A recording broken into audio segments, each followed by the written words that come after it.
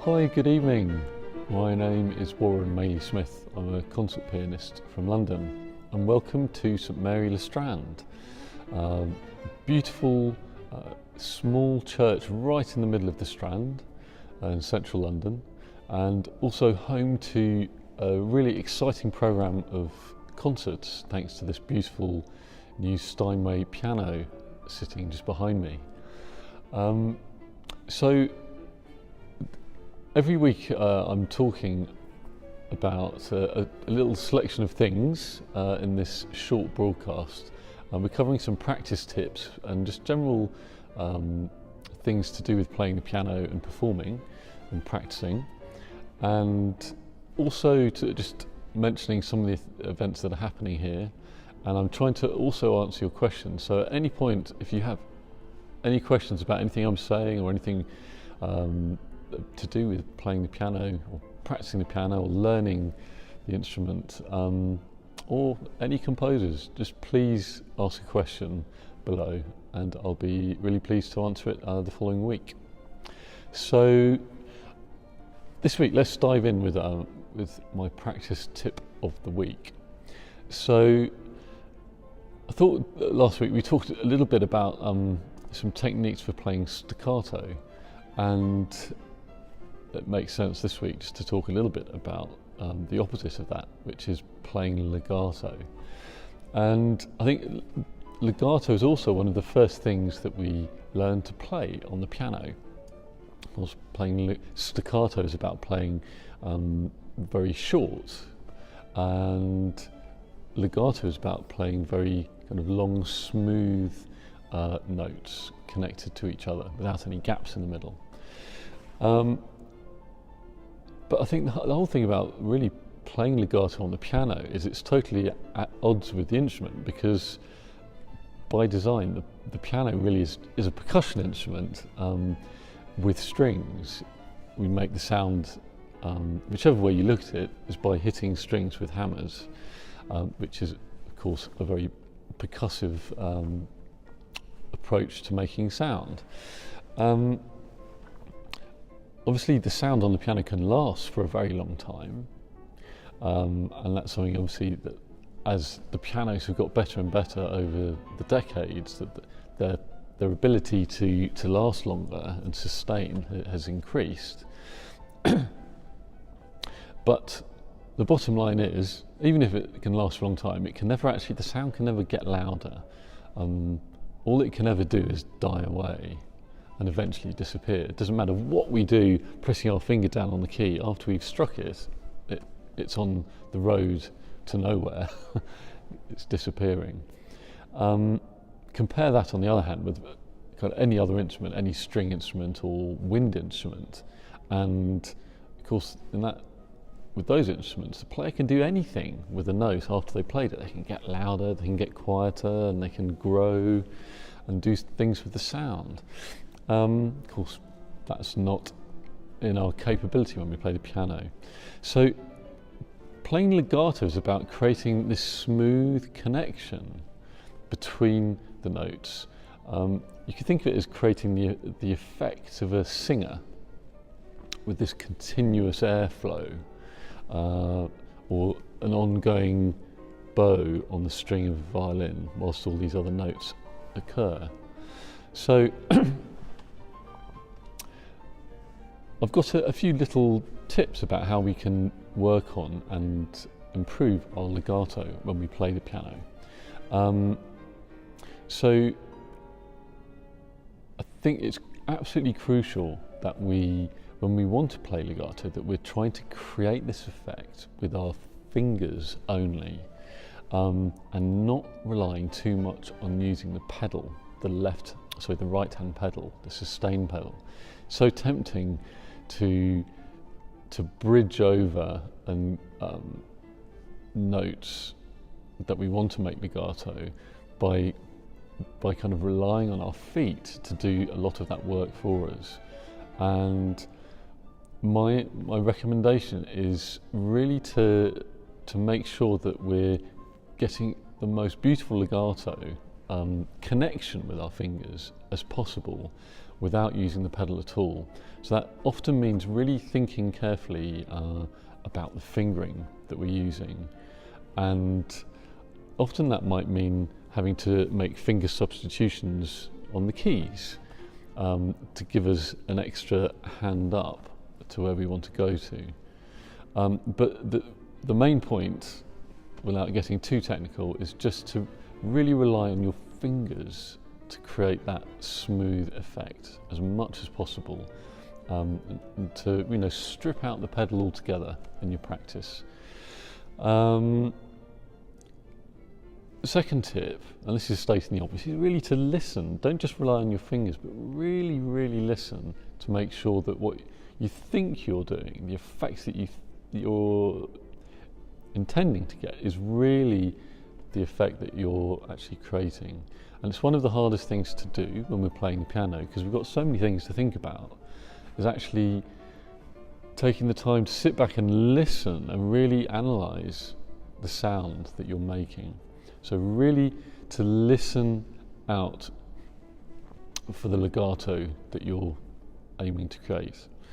The third tip for really improving your legato playing is to keep your hands and your fingers relaxed.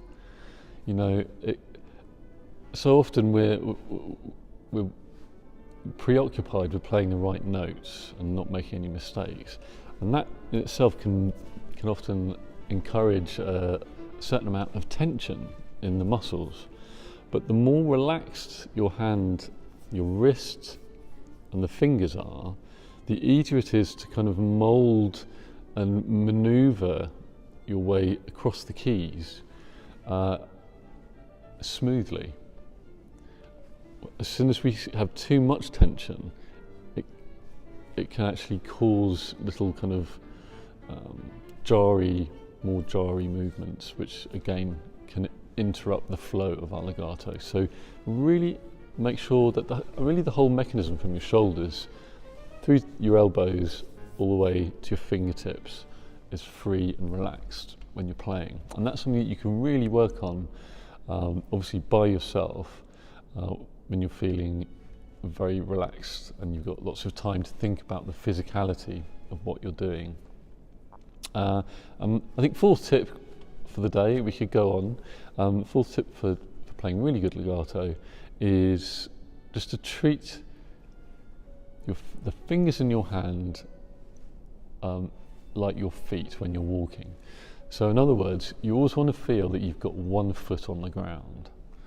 The minute you find that with your fingers, for example, that you're airborne, that means obviously that we're not playing legato. So really focus on keeping that transfer of weight from one finger to the other, just as if you're walking. Because as soon as you haven't got 2 feet on the ground, or you haven't got 1 foot on the ground, you're basically hopping, and that's what we want to avoid at all costs when we play legato. Okay, so please do let me know if you've got any questions about playing legato, but also if you have any other kind of general technical questions about aspects of playing the piano, anything you might be finding difficult in your pieces, I'll be really happy to spend a couple of minutes talking about it and sharing some ideas.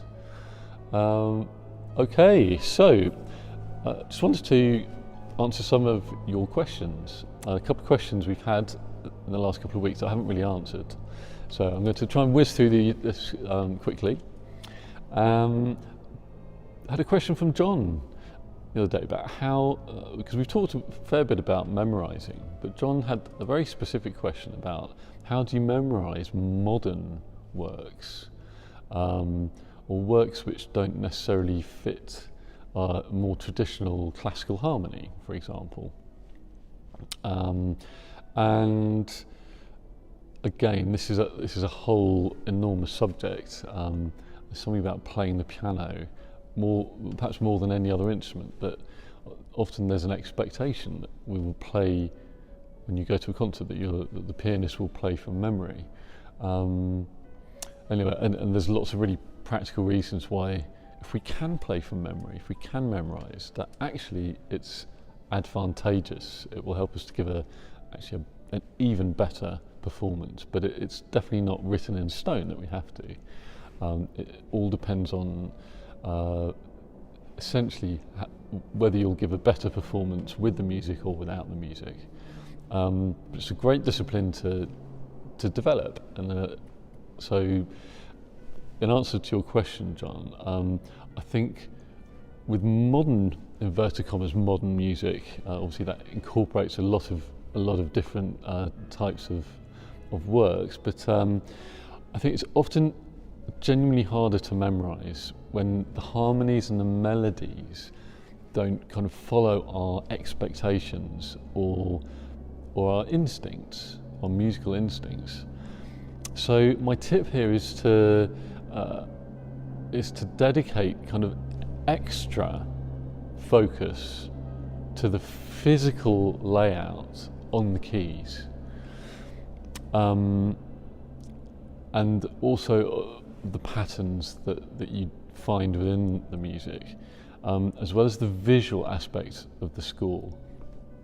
Often it is genuinely harder to rely, for example, on our oral memory when we're dealing with melodies and harmonies that perhaps you wouldn't find yourself humming freely down the road, for example, as you do your shopping. So really focusing on the visual layout, giving yourself visual prompts, especially when you're talking about, jumps, really to focus on exactly what that looks like on the keyboard. And I'd say spend a fair amount of time away from the piano, really trying to soak up what it looks like on the page. Give yourself as many signposts as possible, basically, to help stimulate your muscle memory. Richard asked also a question that I really found quite interesting, and I rudely ignored you, Richard, with this particular question, so I wanted to come back to it. So Richard asked, what do you class as a successful, inverted commas, successful performance? And I guess there's a lot of ways you can measure success. How loud does the audience clap? How many wrong notes did you play? And I must admit, I used to think that a successful performance was one where I didn't make any mistakes. Now, I think of a successful performance as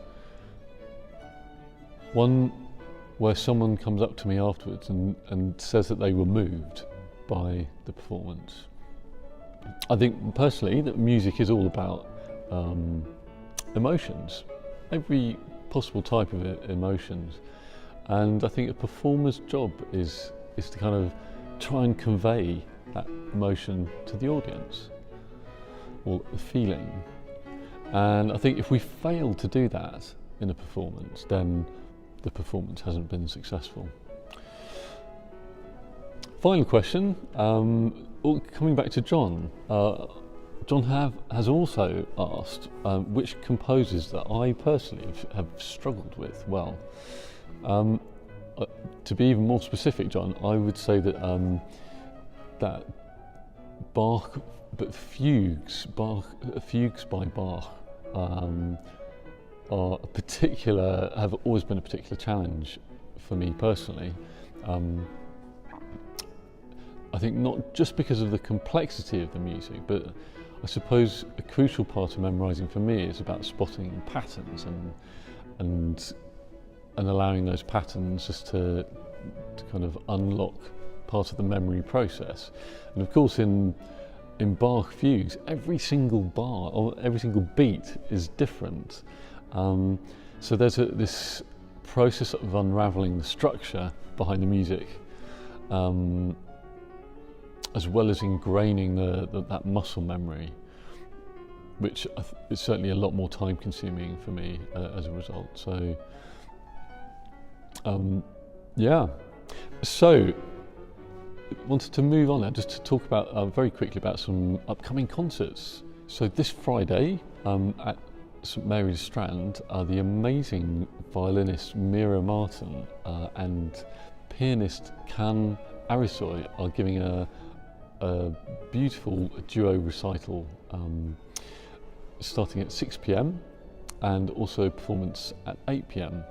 So if you are around, please do pop in. And then on Saturday evening, we have the Piccadilly Sinfonietta giving another hour-long concert featuring the wonderful violinist Laura Rickard, and it's a concert exclusively devoted to Bach violin concerti, and this is going to be a wonderful concert as well, so please do come along.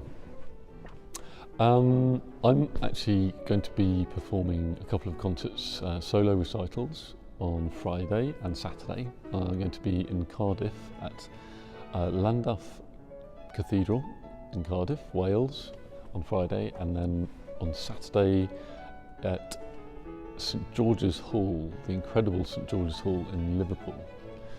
So it would be lovely to see you at one of those performances if it's in your neighbourhood. So I also want to say, if any of you guys have got any concerts at all that you'd like me to mention in any of these sessions, please do send me the details. I would be really delighted to give them a mention. So just to round up now, I think I asked a question last week for you guys about which other composers were born in the same year as Chopin, and of course that was the great Robert Schumann in 1810, and also Bergmüller in 1810. The year before that, we had Mendelssohn in 1809, and then we had Liszt the year after in 1811. And of course Liszt and Chopin in particular were very good acquaintances. So, question for this week, a little bit different, is what was unusual? I'd love to know if anyone could tell me what was unusual about John Ireland's home in Sussex. There's a bit of homework for you. So I'd like to finish this evening's little broadcast with a performance of Mozart's piano sonata, the slow movement in F major, K332. This movement always makes me think of an operatic aria being sung by a soprano. Thanks for joining me, and if you do have any questions about anything we talked about or anything you'd like to for me to talk about next week, then please pop it below. See you soon. Take care. Bye.